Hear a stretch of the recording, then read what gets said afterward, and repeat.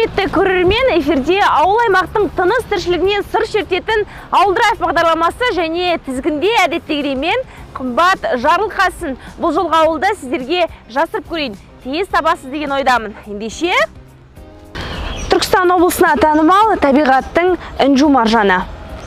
Глэмпинг, тапчан, ақылды үй, санаторий, коттедждері бар. Бұл қай ауыл? Әрине, бұл бәріміз жақсы көретін бір көлік.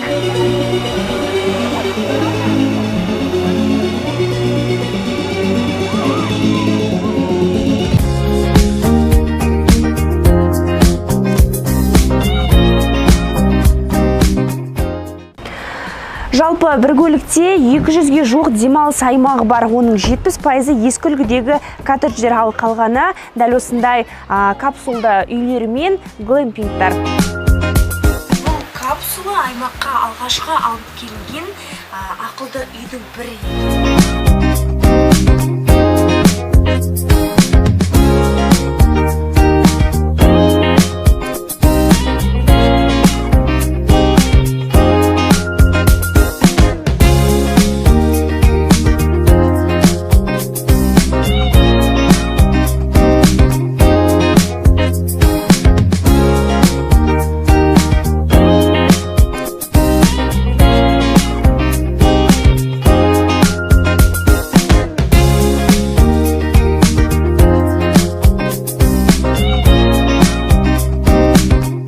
Алғашқы аялдамамыз танымал спортшының өз отбасымен бірге негізін қалаған заманауи демалыс аймағы болды.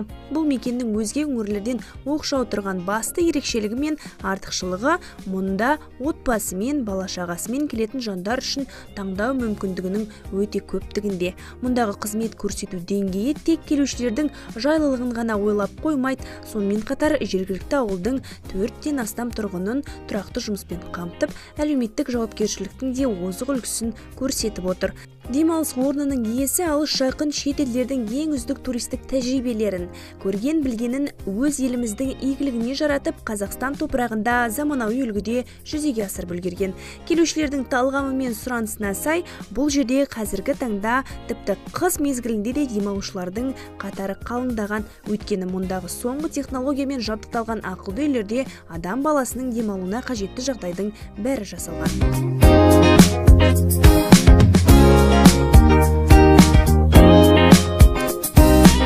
Арпан мырза, дәл осы капсулалы үйді нешеге алып келдіңіздер және қашан алып келдіңіздер? Біз бұл капсулалы үйді осыдан бір жыл бұрын, былтыр ғой енді, былтыр барып балам өзі Қытайға өтіп, сояқтан осы капсулаларға заказ беріп, заводтарды аралап жүріп, осы ыңғайлы болған кейін осыны алып келген, былтыр әкелдіргенбіз, былтыр орнатқанбыз берге. Енді құны неше болды бұның? Құны сол 10 миллион жоғары, 13-14 миллионға барады, 16 миллионға әртүрлі баға бар. Бір осы ақылды үйдің бағасы сол ма, әлде мына жақта тағы көрдім, осынікі мен қосқанда ма? Жоқ, ол бөлек әрқайсы. Бұл сәл ені жағынан үлкендеу, ол үйден қарағанда. Бұл 8 метрлігі, ол 3 метр ме, 4 метрлігі ғой енді ол, сондай. Шамада әрқайсының өзінің ұзындығына, көлеміне қарай ғой. Бағасы да өзгереді. Бағасы да өзгереді. Ал енді жалға алу бағасын айтсаңыз? Жалға алу бағасы сол бір 80 мың, 100 мыңның аралығы ғой, сондай. Бір күнге? Бір суткеге. Бір суткеге. Дәл біз отырған ақылды үйге неше адам сияды? Бөрге 4 адам, бір 6 адамдай сия береді, бала-шағасымен, жанұясымен келеді, демалып. 6 адамда сияды ғой мерге, кішігірім өз балдарымен. Енді қазір сіздердің демалыс аймақтарыңызда 2 ақылды үй, қалғандары глэмпинг екен. Қай уақыттан бастадыңыздар бұл істі? Біз бөрді 22 жылдан бастадық, 2022 жылдан бастап. Сол алдында сәл тегістеді, оншамша 20 жылдан ғой бұлай айтқанда. Жерді тегістеп, оншамша ештеңке жоқ өтіп берге. Электричество тарттық, суды тарттық, керекті сантехникалық жұмыстарын бәрін істеп, тегістеп, содан кейін барып өзіміз кірістік, бәрін өзіміз тартып алғанбыз, электричествосын, суында, бүкіл газын да өзіміз тартып әкелдік қой өз күшімізбен.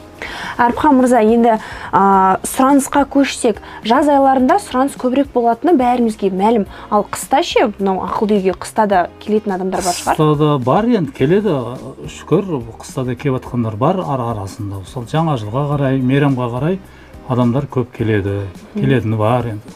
Өзінің адамдар қазір талғамы көп қой, көп адамдардың. Сол сияқты әркім өзінің ыңғайына қарай демалып кетеді. Енді келушілердің, туристердің географиясы қалай? Қай аумақтардан келеді көбінде? Енді осы Қазақстан бойынша келеді, біз ескенше Қарағандыдан келеді, Жамбылдан келеді, өзіміздің қала Шымкенттен келеді, Атыраудан келгендер бар әйтеуір. Сол аймақтардан келеді, өзіміздің Қазақстан аймағы. Енді аға, сіз осы ауылдық шығарсыз? Иә, өзім туған жерім осы Алатау ауылдық округі, туған жеріміз. Енді табиғаттың ортасында тұрады екенсіздер, соған арнайлап осы жерді таңдадыңыздар ма, қалай болды?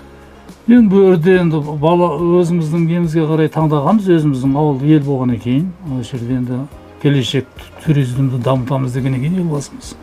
Соған қарай әрекет қылып, ақыр келешегі бар ғой деп, осы жерді таңдадық, осы жерде әйтеуір құрылыс жасап, өз күшімізбен әйтеуір амалдап істеп жатырмыз. Енді келушілер көп, сұранысы артып тұр дедіңіз қазір. Құпия болмаса, бір күндегі табысыңызды айтсаңыз? Мен бір күндегі табысымды айта алмаймын, ол әрқайсысына бөлінеді, ол әр кезде ғой, мысалы бір кездерде болып қалады, бір кезде болмайды. Ол бізде енді ғой демалушылар енді көбейіп жатқаны. Алдында сәл түсініңкіремеді адамдар көбісі.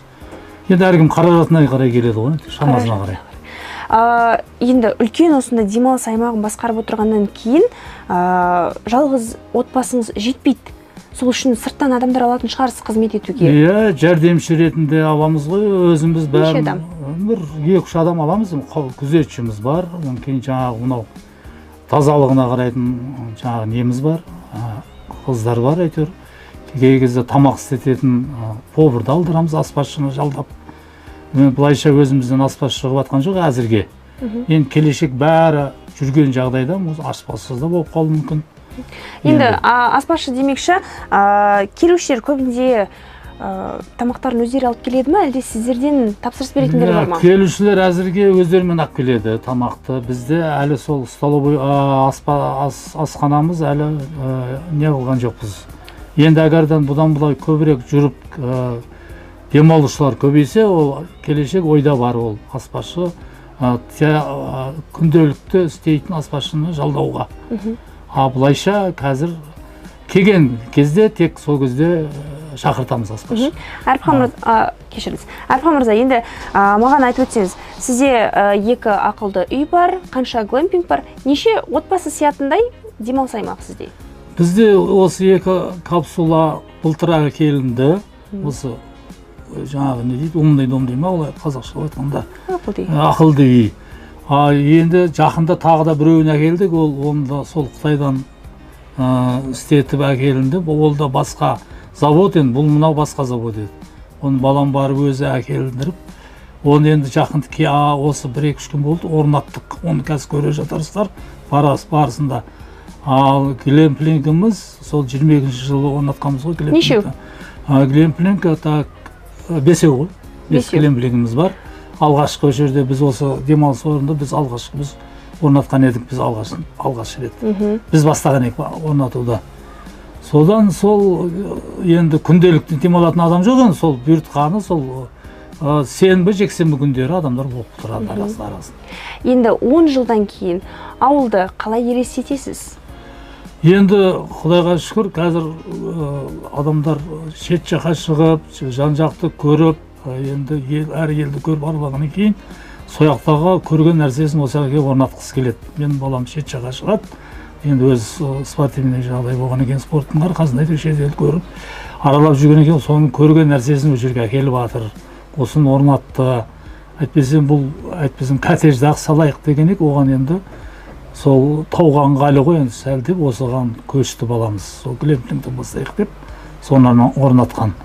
Енді келешекте әйтеуір кім біледі, отында да көбейетін шығар, туризм ары қарай дамытамыз деп жатырмыз ғой, енді әйтеуір көбісі шетелге бармай-ақ осы жерге ақ демалуға болады, енді егер халықтар шамасына қарайды ғой, әрқайсының қаражатына қарап демалады ғой негізі халық.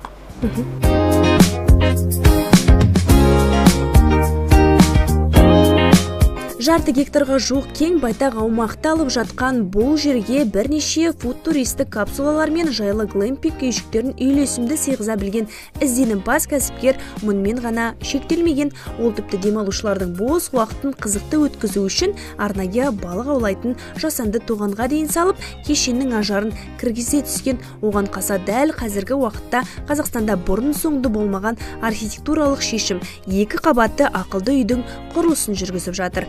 Еліміздің туристік әлеуетіне зор сеніммен қарайтын кәсіпкер алдағы жылдары ішкі туризмнің нағыз гүлденген, қайнаған алтын уақыты болатынына кәміл сенеді және оған сай аянбай еңбек етуде.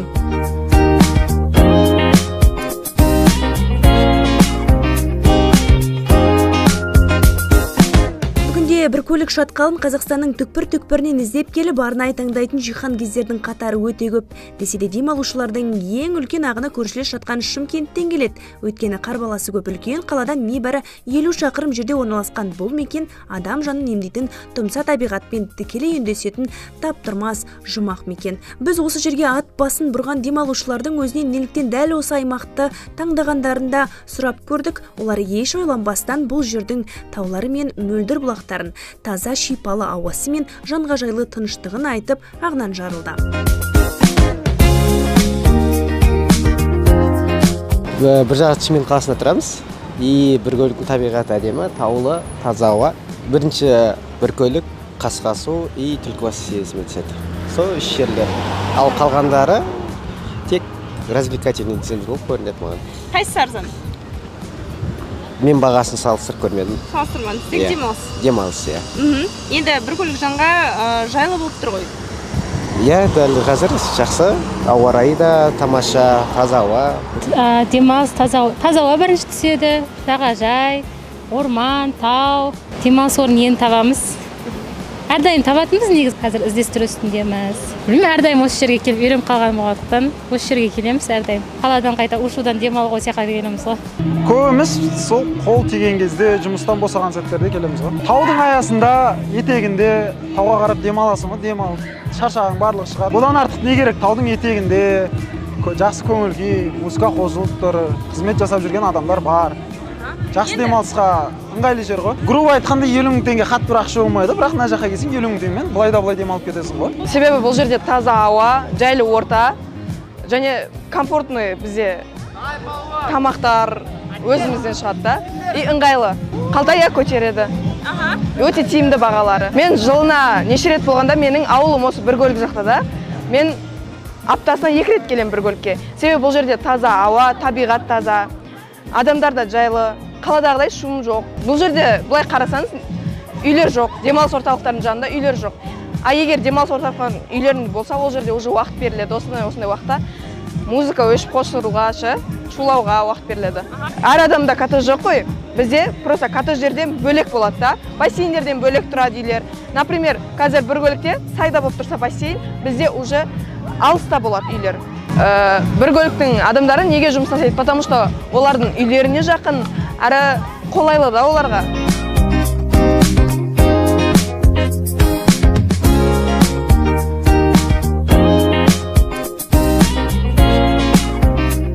Тау қойнауындағы шағын ғана ауылда небәрі 234 ғана тұрғын тұрады, ал жергілікті үйлердің саны 40-тан әзер асады. Алайда, осынау кішкентай ғана мекенде 200-ге жуық заманауи демалыс аймағы шоғырланған десек, таңғалмасқа шара жоқ. Сондықтан да мұндағы тұрғындардың барлығы дерлік кәсіпкер деп атасақ, еш қателеспейміз. Олар шатқалдың әрбір бос жатқан құтты мекеніне демалыс орындарын тұрғызып, табиғат аясында демалушыларға барша жағдай жасау арқылы өздерінің адал нәпақасын тауып отыр.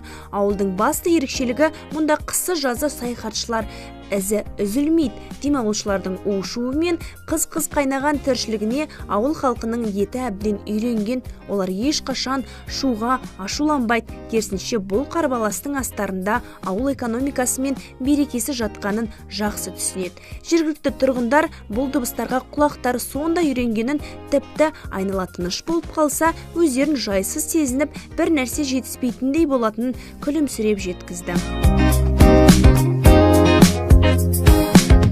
Өзіміз үшін ұнайды. Қазір енді турист дамыған екен, сол салада жұмыс істеп жүрген әйтеуір жай. Баяғыда енді мал шаруашылығымен әйтеуір басқа шет жақтарда жұмыс істейтін едік. Қазір енді Құдайға шүкір өз жерімізде өз туристік неменесімен пайдаланып әйтеуір жұмыс істеп жүрміз. Ауылдың тұрғындарының көбісі осы жерде жұмыс істеп жатыр, сол осы туризм дамыған екен. Демек, ауылдың тұрғындарының барлығы қызмет көрсету саласында жұмыс жасайды. Қызмет көрсету, өзінің жаңағы коттедждері бар, сондайларын береді әйтеуір. Жеке кәсіп. Енді ауылда тұрған тыныш па? Бұл туристік ауыл болғаннан кейін ойын сауыққа келетін адамдар көп, түнде мазаламайды ма? Енді түнде мазалағанда енді жақын жерде болып қалса, енді мазалайды былай. 11-лерден кейін көбісі өшіреді. Түсінігі барлар, түсінігі жоқтар енді сәл-сәл болады анда сонда. Көп емес бірақ. Енді туристердің көп келетін уақыты қайсысы? Жаз мезгілінде жақсы келеді, бірақ қыста да қазір келіп жатыр. Жаздағыдай емес, бірақ сәл-сәл қазір үйреніп жатыр бір көлікке. Енді жаңа шум көтеретіндер көп емес деп айттыңыз. Болады деңіз, бірақ енді ауылда азаннан кешке дейін бала-шағаның ойыны, үлкендердің күлкісі. Бұл шумның барлығының артында табыс жатыр десем, қателеспеймін ғой? Иә, дұрыс айтасыз. Бұл шумды өздеріңіз жақсы көретін шығарсыздар? Үйреніп қалдық қой жа. Бірінші кездерде сәл қиындау еді, қазір үйреніп қалдық енді. Сондай жерде тұрған екен енді өзіңде үйреніп қаласың. Енді ауыл тыныш болып қалса, бір түрлі болып қалатын шығарсыздар? Сондай болып қалады. Ауылда ешкім болмай қалса, бәріміз бір түрлі болып жүреміз ғой. Қазір турист келген сайын қуанып әйтеуір. Шуына қуанып жүріп қайтаға. Енді ауылды 10 жылдан кейін қалай елестетесіз? 10 жылдан кейін жақсы дамиды деп үміттеміз енді. Мына жерлерге көп ойын сауықтар, анау спорттық кешендер, біраз нәрсе түседі деп жатыр ғой. Сондайлар түссе, туристік дамыса, ол жақсы ғой ауылымызға, бәрімізге жұмыс болады әйтеуір. Енді ауылда қазір жұмыссыз жүргендер бар ма? Енді көп емес шлей. Жұмыс іздеген адамға жұмыс жеткілікті ғой.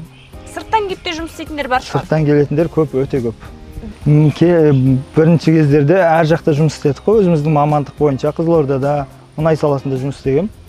Кейін енді осы жақта туристік дамыған екен, енді өз жерімізде жұмыс істеген дұрыс қой әйтеуір. Сөйтіп өзіміздің кәсібімізді кішігірім бастап, сонымен әйтеуір немеміз тауып жатық. Қазір түсетін табыс жақсы ма? Жақсы. Бұл ауылдың табиғаты ерекше ғой. Бұл жерде қыста шлей суық болмайды, басқа жердегілей. Тұруға ыңғайлы, жазда андай шлей қатты ыстық емес, ауа райы да әдемі, табиғаты да зор. Содан кейін деп ойлаймын, туристер көп келетіндерге ыңғайлы болған кейін өзіме ұнайды.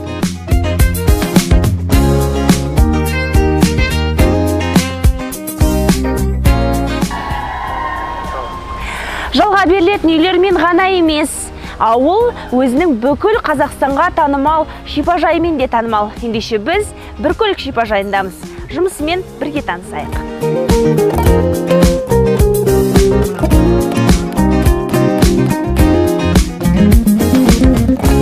Бұл жерге 3 бағытта келеді. Кардиологиялық, неврологиялық және травматологиялық ортопедиямен келеді. 150 койкаға арналған.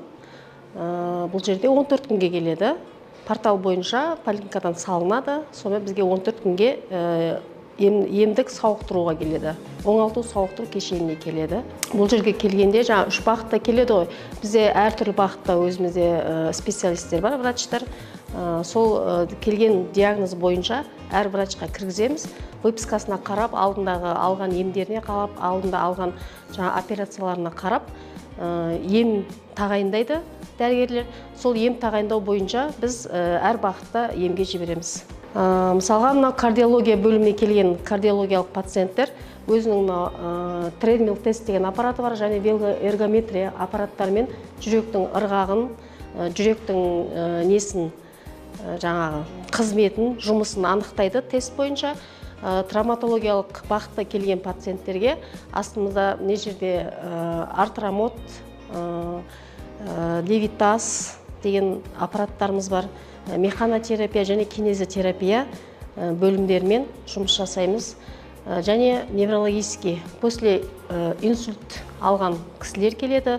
Ол кісілерге де дәрігердің тағайындауы бойынша массаж, кинезотерапия, механотерапия және физиотерапия кабинеттерімен жұмыс жасаймыз.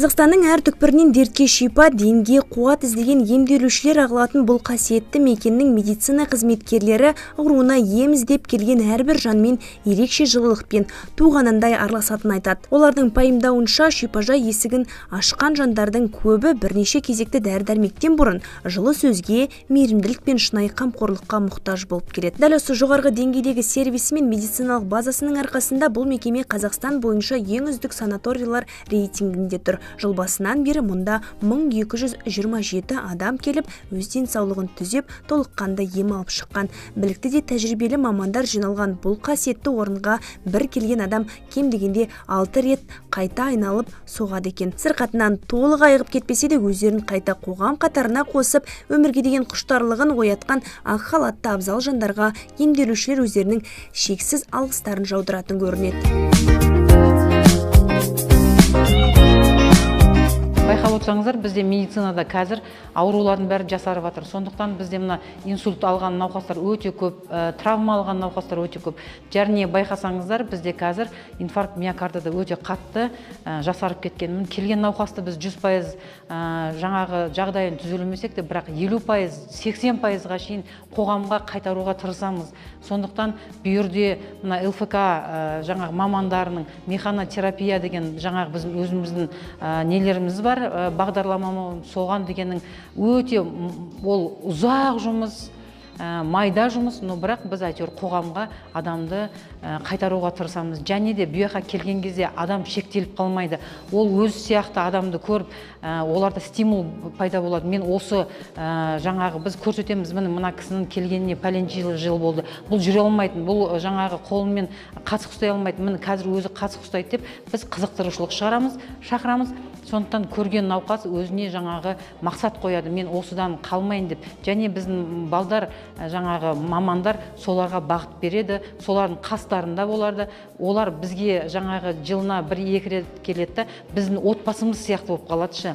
Міне қарап отырсыздар, бізде мысалы мынау жаңағы артромод деген аппаратымыз бар, мына жерде вытяжение бар. Ондай аппараттар бізде мысалы көп реабилитациялық орталықтарда жоқтың қасы деуге болады. Біздің басшылық өте осындайларға жаңағы жақсы көзбен қарайды. Сондықтан бізде аппаратурада мұқтаждық жоқ. Бір жылда 2 рет олар емдік жаңағы шараларға порталы бойынша өзінің жергілікті маманы бізге қағаздарын бәрін реттеп жібереді. Сондықтан олар жылына 2 рет келіп ем алады. Оның да өзіндік жаңағы қайта-қайта келуге болмайды. Олардың жаңағы осы реабилитация бітті дегеннен кейін олар уже басқа бағытқа барады. Ал бізге негізі жақсылап аяғынан тұрып кеткенше жаңағы мамандардың өзінің бағалайтын нелері бар, шкалалары бар. Сол бойынша жаңағы бізге кеп тұрады. Но кемінде бізге 3 жыл келеді ғой. Алғыстар өте көп. Өйткені олар келіп өзінің отбасын тапқан сияқтымын деп, сондай жаңағы көп алғыстар айтады. Мысалы, олар адам келген сайын 15 күн сайын мұңын, мұқтажын, отбасындағы болған нәрселерін айтып, мына жерге солармен бірге бір күліп, біз бір жылап аламыз. Өйткені қарасаңызшы, бүгін жағдайың керемет болып тұрғанмен, ертеңгі күніңді бір Алла біледі. Сондықтан біз сопереживать етеміз. Флоренс Найтингейлдің керемет сөзі бар, светя другим, сгораю сам деген. Ол ортаға жаңағы жарқырап, өзім сөніп барамын деген нәрсе. Сондықтан әрине біз жаңағы басшылық бізге сондай күшті мүмкіндіктер істегеннен кейін, бізде жаңағы басшылыққа, адамдарға, ең бірінші адамдарға сондай керемет қызметпен жаңағы тырысамыз, қызмет көрсетуге тырысамыз.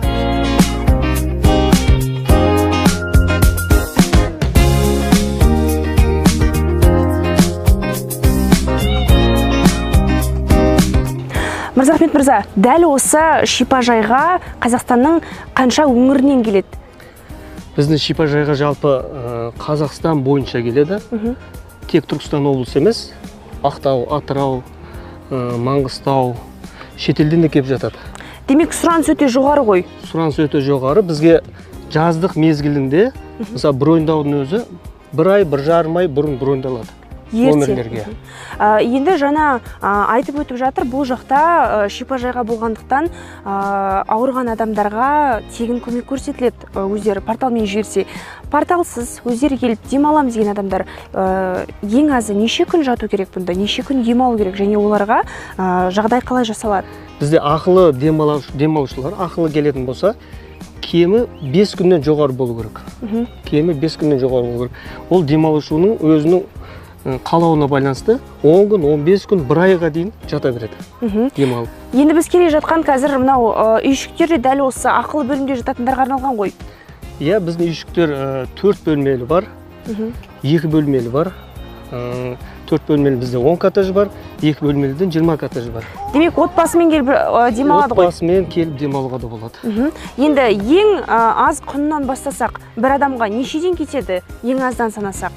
Ең аздан санасақ, бір адамға 23 мың теңгеден, оның ішіне жаңағы жатын орын, тамағы, 3 мезгіл и қосымша несі бар? Емдік. Емдік елі бар. Енді таудың баурайында орналасқан аумағы неше гектар санаторийдің? Біздің жалпы аумағымыз 32 гектар.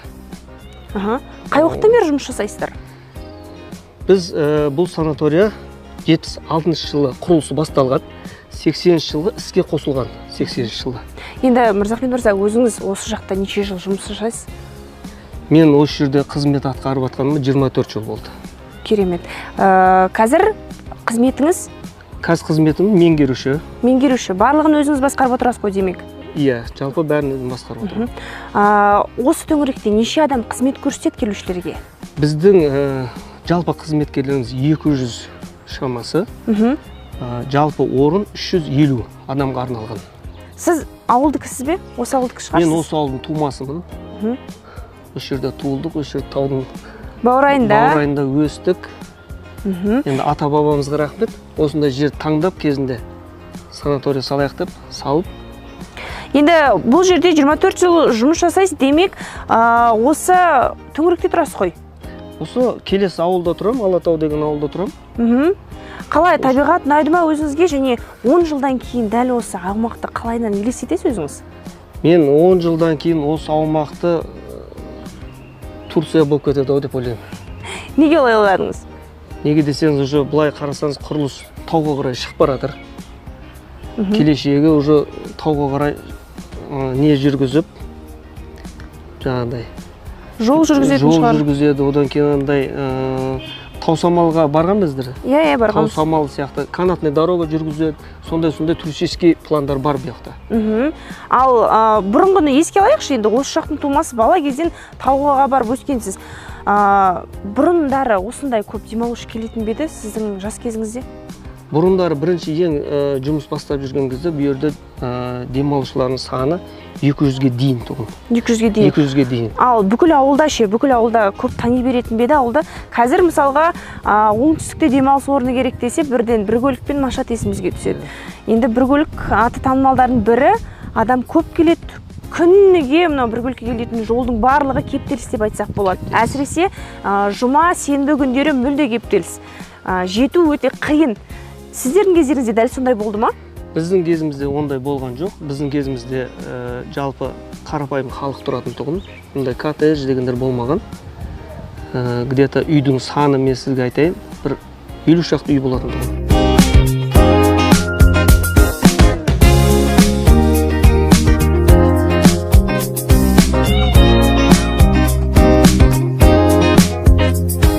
Өзіңіз байқағанда шипажайда демалушы көп, демек бір көлікке сауық сайран үшін келет деген ой қате.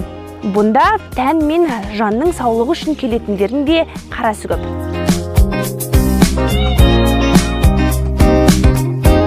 Ескіден жеткен көне аңыздардың бірінде бұл шатқалдың атауы оның географиялық аумағына, нақтырақ айтсақ тарлығы мен көлеміне байланысты қойылған деседі.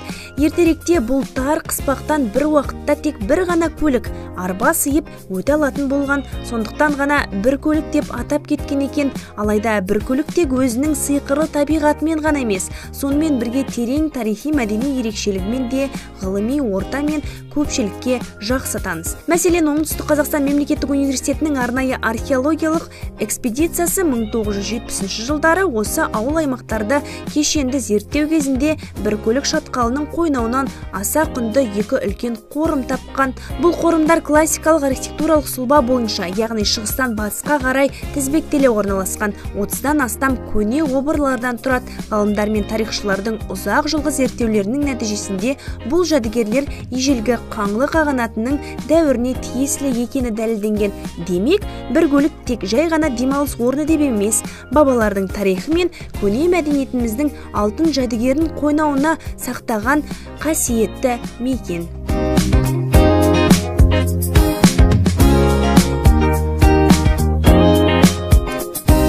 Біркөлік шатқалы өзінің асқар тауларымен, сыңғырлаған бұлақтарымен және қонақжай халқымен бұл жерге табаны тиген кез келген жиһангез бен саяхатшының жүрегін баурап, оны ешқашан бей-жай қалдырмасы анық.